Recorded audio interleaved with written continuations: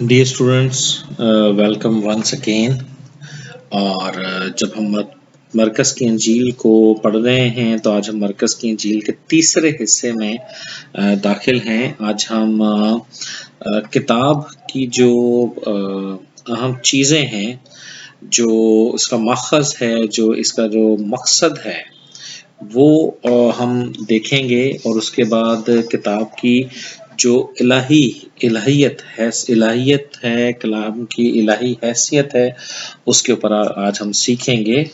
Praise God. और अगर वक्त ने इजाज़त दी तो हम जो किताब के साथ मरकज़ और यूहन्ना का जो ताल्लुक है, हम उसको भी खुदावंद के फजल से देखेंगे। Praise God.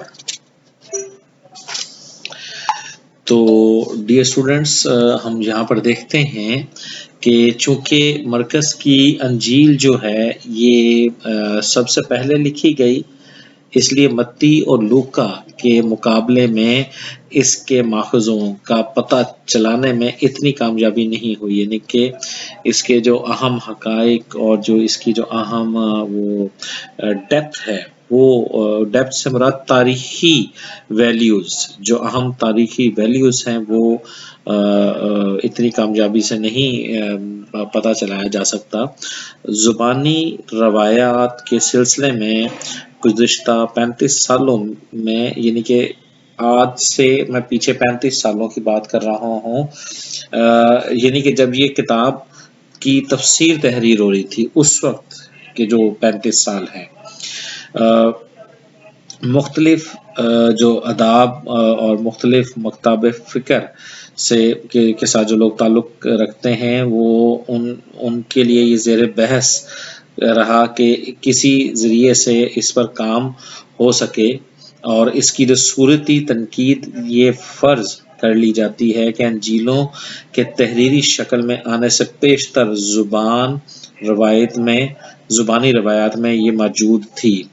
ज़्यादा रवायतें जो ज़ुबानी थीं, लेकिन मुमकिन है कि कुछ तहरीरें सूरत में भी हों, जैसे कि लूका की इंजील के जो वो हैं तारीख़ी हक़ाइक़ हैं, वो इसके साथ मैच करते हैं, लेकिन मुख्तलिफ नकादों के हवाले से ये उन रवायतों के नज़दीक जो मुख्तलिफ मजमूए मिलते हैं, उसमें बहुत से जो हमें किताब में मुख्तलिफ ज़रबुल मिसल मिलती हैं, मुकालमे मिलते हैं, मौजज़ात की बात हो रही है और उन मौजज़ात से मुतल्लिक़ बयानात की बात हो रही है। फिर दुखों के बारे में बयानात में भी तक़सीम किया गया, यानी कि यीशु मसीह के जो दुख हैं, उनको मुख्तलिफ हिस्सों में तक़सीम किया गया है।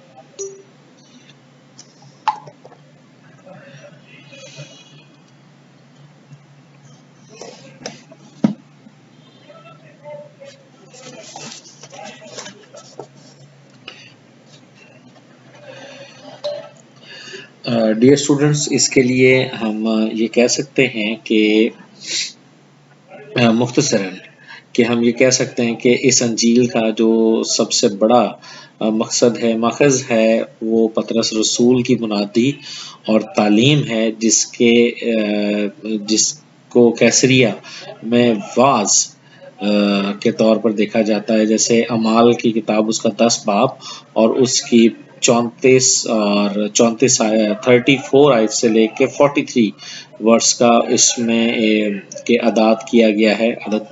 और अलावा मरकज़ ने दीगर आम ज़ुबानी रवायात, ज़ाती मुशाहिदात और ग़ालिबन दीगर जो तहरीरें हैं, तहरीरी मवाद को भी इसमें शामिल किया है। हालेलुया। डियर स्टूडेंट्स, हम यहाँ पर देखते हैं, अब हम किताब की जो इलाहियत है, इलाही हैसियत है, यीशु मसीह की शख्सियत जो है, उसको हम इसमें देखते हैं कि आम तौर पर कहा जाता है कि मरकज़ ने खुदावंद यीशु मसीह को यहूदा के खादम के तौर पर पेश किया, जबकि मत्ती इन्हें बतौर बादशाह کے طور پر بتاتا ہے، اور لوکا بطور انسان اور یوحنا بطور خدا کا بیٹا پیش کرتا ہے۔ تو پیش کرتے ہیں، یعنی کہ یسوع مسیح کو چاروں رسولوں کی بات ہو رہی ہے۔ بے شک یہاں پر مرکز رسول نہیں ہے، مگر یہاں پر جو باتیں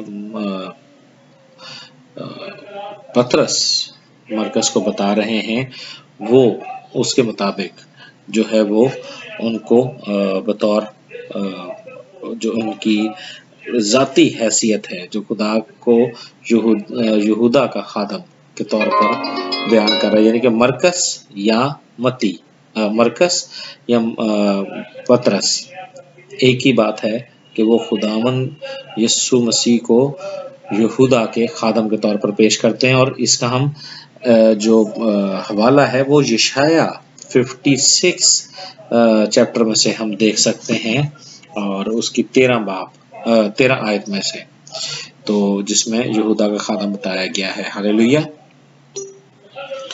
ڈیئر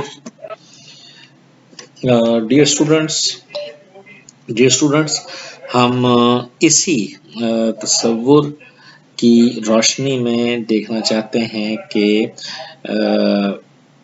جو حوالے ہمیں یشعیاء نبی کی کتاب میں سے ملتے ہیں، ہم انہی میں سے یہ دیکھتے ہیں کہ مسیح خدا کے خادم ہیں، تاکہ ہم، جیسا کہ مرکز نے بھی پہلی آیت میں کہا ہے کہ یہ پست خادم بلا شبہ خدا کا بیٹا بھی ہے، جس کی خدمت کی تصدیق اس کے عظیم کاموں سے ہوتی ہے۔ اب میں آپ کو پھر ایک دفعہ بار کرواؤں کہ اب ہم اس کتاب کی الہی حیثیت پر، الہامی حیثیت کو آج ہم سمجھ رہے ہیں۔ ہاللیلویہ۔ تاکہ ہمیں کسی بھی طرح کا ابہام نہ رہے، اور خدا نے بھی اس کی تصدیق اس کے، یعنی کہ یسوع کے بپتسمے اور تبدیلی صورت، یعنی کہ جب یسوع کی صورت تبدیل ہوتی ہے اس کے موقع پر کی ہے، اور مرکز کی انجیل کے علم مسیح میں یہی سب سے بنیادی عنصر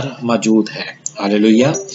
اور ہم دیکھتے ہیں الہی حیثیت، ہم دیکھتے ہیں کہ الہی حیثیت پر بات کرتے ہوئے کہ مرکز کی انجیل میں کم از کم پطرس کے اقرار سے پیشتر یسوع کے المسیح ہونے کو بیان نہیں کیا گیا۔ اس کی بلا شبہ وجہ یہ تھی کہ وہ یہودیوں کے المسیح کے بارے میں اس مقبول عام نظر کی مخالفت سے بچنا چاہتا تھا کہ المسیح کا زمینی بادشاہ ہوگا جو انہیں دشمنوں کے ہاتھوں سے رہائی دلائے گا۔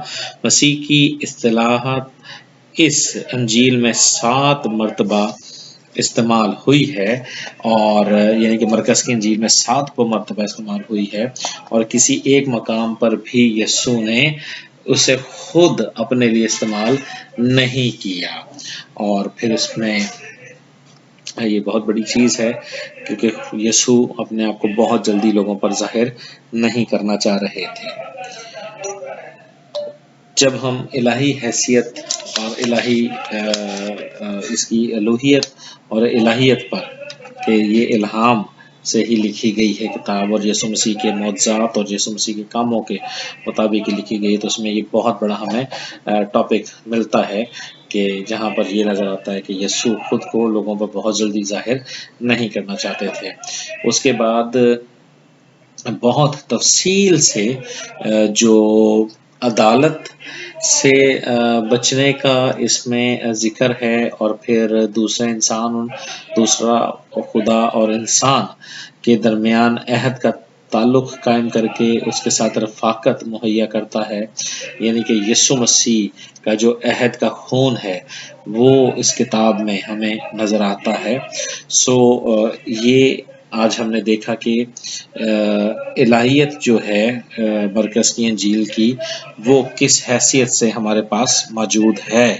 ڈیئر اسٹوڈنٹس، ہم آخر میں دیکھیں گے مرکز اور یوحنا کے تعلق سے نئے عہد نامے میں مرکز کا 10 مرتبہ ذکر آیا ہے۔ یوحنا اس کا یہودی نام تھا، اور مرکز رومی تھا اعمال کی کتاب میں اسے 2 مرتبہ صرف یوحنا کہا گیا ہے، 1 مرتبہ مرکس اور 3 مرتبہ یوحنا جو مرکس کہلاتا ہے، اور خطوط میں اسے 4 مرتبہ صرف مرکز کہا گیا ہے۔ مرکز کے بارے میں ایک مہمہ سا اشارہ مرکز کی انجیل اس کا 14 باب اور اس کی 14 باب 15 آیت میں ملتا ہے۔ اس کی سب سے مناسب تشریح یہ ہے کہ چونکہ اس وقت میں مصنف خود ملوث تھا، اس لیے اس نے اپنی انجیل رقم کرتے ہوئے اپنا نام نہیں دیا، یعنی کہ پطرس نے اپنا نام نہیں دیا۔ مرکز چونکہ یہ سب باتیں لکھ رہا تھا پطرس سے سن کر، تو اس لیے مرکز کا ہی نام فرنٹ پر رکھا گیا۔ یہ بہت بڑی بات ہے، ہمیں سیکھنے کے لیے بہت بڑی بات ہے۔ ہاللیلویا۔ اور ڈیئر اسٹوڈنٹس، اس کا جو پہلی مرتبہ جو صاف نام ہمیں ملتا ہے اعمال کی کتاب میں، اعمال 12 باب اس کی 12 باب میں آیا ہے، جب پطرس کو قید سے رہائی ملی تو وہ سیدھا یوحنا مرکز کی ماں کے گھر گیا، جہاں ایماندار اس کے لیے دعا کر رہے تھے۔ جب برناباس اور پالوس کا کال کی وجہ سے مالی مدد پہنچانے کے لیے یروشلم گئے۔ اعمال یہ تھوڑا سا ہم ٹاپک سے ہلکا سا ہٹے ہیں، مگر یہ بتانا ضروری ہے کیونکہ پطرس جو ہے وہ ملوث تھے اس ساری انجیل کو لکھوانے کے لیے، جو کہ مرکز کی انجیل کہلاتی ہے۔ یہاں پر ہم نے یہ جو حوالے میں آپ کو بتا رہا ہوں کیونکہ پطرس قید میں سے بھی رہے اور وہ ساتھ ہی ان ساری باتوں کو بھی خداوند کے کام کو بھی کرتے رہے۔ اور دوسری مرتبہ مرکز ایک اہم خدمت کے طور پر پالوس کے ساتھ روم میں نظر آتا ہے، یعنی کہ میں مرکز کے جو اہم حصے ہیں زندگی کے وہ آپ کے ساتھ میں یہاں پر شیئر کر رہا ہوں۔ مرکز کو ساتھ لے جا کر لے جایا گیا کیونکہ خدمت کے لیے وہ میرا کام کرے۔ یہ پالوس رسول کی رفاقت میں رہ کر جو ساری بات ہو رہی ہے، پطرس اسے میرا بیٹا کہہ کر پکارتا تھا مرکز کو۔ غالباً یہ اس نے محبت کی وجہ سے کہا، یا ممکن ہے کہ وہ اس کی خدمت کے ذریعے خداوند کے پاس آیا، یعنی کہ مرکز جو ہے وہ خدمت کے وسیلہ سے خداوند کے پاس آیا، اس لیے پطرس اس کو میرا بیٹا کہہ کر پکارتا تھا۔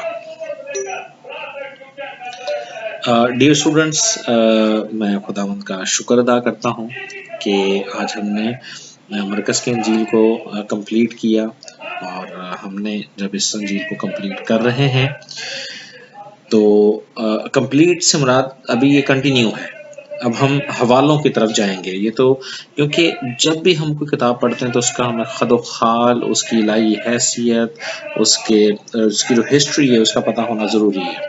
تو آئندہ آنے والی کلاسز میں ہم مرکز کی انجیل کو چیپٹر وائز ہم دیکھیں گے اور سیکھیں گے، تاکہ خداوند کا کلام ہم بہتر اور گہرے طور سے سیکھتے چلے جائیں۔ Praise God, hallelujah, thank you so much.